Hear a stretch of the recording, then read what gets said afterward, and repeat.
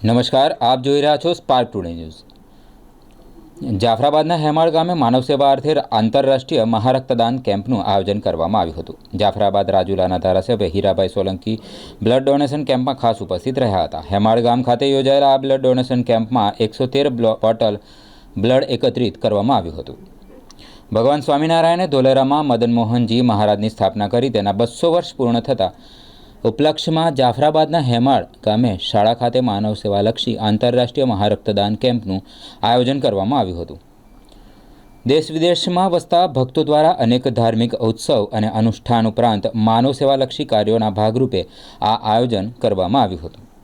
આ રક્તદાન કેમ્પ 22/2/2026ને રવિવારના રોજ એક સમય રક્તદાન કેમ્પનું આયોજન કરવામાં આવ્યું હતું, જેમાં હેમાળ ઉપરાંત સુરત, વલસાડ, નવસારી, બારડોલી, અંકલેશ્વર, નર્મદા, ભરૂચ, વડોદરા, ગોધરા, આણંદ, ખેડા, અમદાવાદ, બોટાદ, ભાવનગર, અમરેલી, જૂનાગઢ, રાજકોટ, જામનગર તેમજ મુંબઈ અને પુના સહિતના અનેક શહેરોમાંથી મોટી સંખ્યામાં શ્રદ્ધાળુઓએ રક્તદાન કર્યું હતું। ધોલેરા મદન મોહનજી મહારાજના 200 વર્ષની ઉજવણી નિમિત્તે આચાર્ય અજેન્દ્ર પ્રસાદજી મહારાજની આજ્ઞાથી આ આયોજન કરવામાં આવ્યું હતું।